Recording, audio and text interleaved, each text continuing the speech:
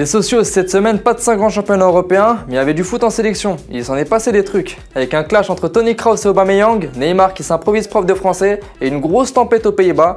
Tout ça et bien plus encore, c'est maintenant dans le CD5 Express.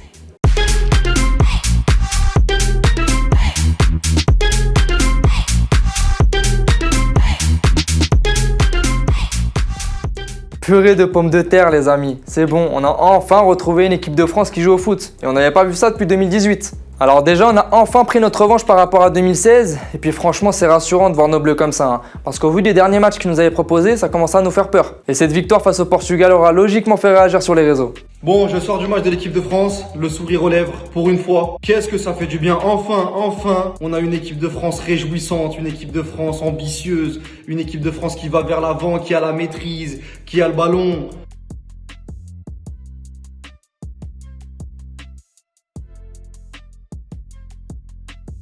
L'équipe de France qui est la bête noire de CR7. En 6 matchs contre les Bleus, il n'a pas marqué un but. Et pourtant c'est l'équipe nationale qu'il a le plus affronté.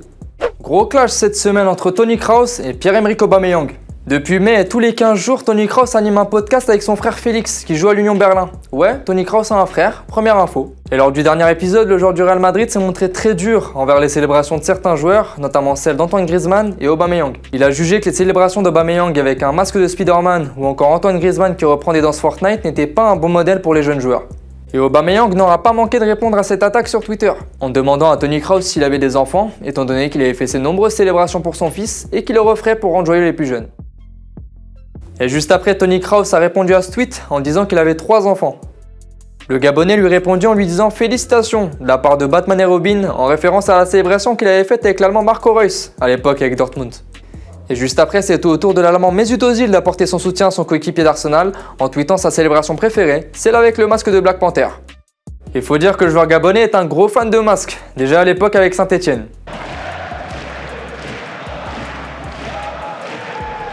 Neymar Jr est actuellement blessé, donc il ne peut logiquement pas participer au match du Brésil. Mais le joueur parisien s'est reconverti le temps de cette trêve en prof de français, notamment avec Gabriel Jesus. Jojo Hans, c'est bon?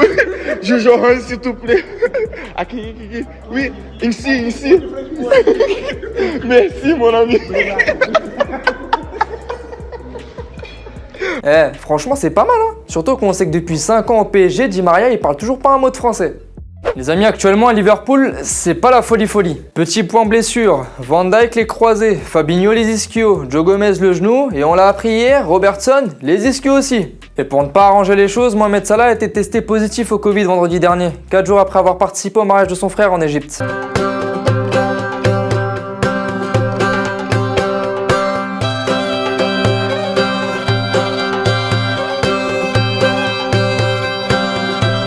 Des images qui ne passent pas en Angleterre actuellement aussi confinées.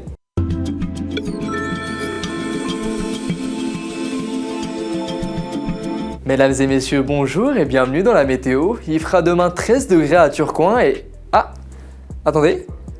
On m'annonce une information très importante dans ma fausse oreillette. Apparemment une grosse tempête est actuellement en cours aux Pays-Bas et on aurait déjà les images. Regardez.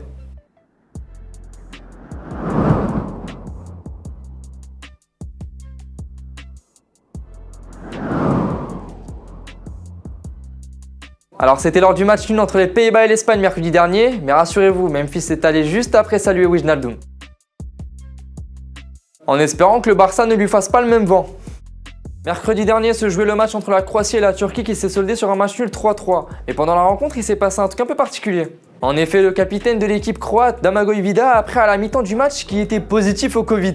Alors son sélectionneur avait apparemment bien senti le truc en le sortant à la pause. Pourtant le lundi il avait été testé négatif, mais il a appris à la mi-temps du match que le test qu'il avait fait mercredi matin était positif.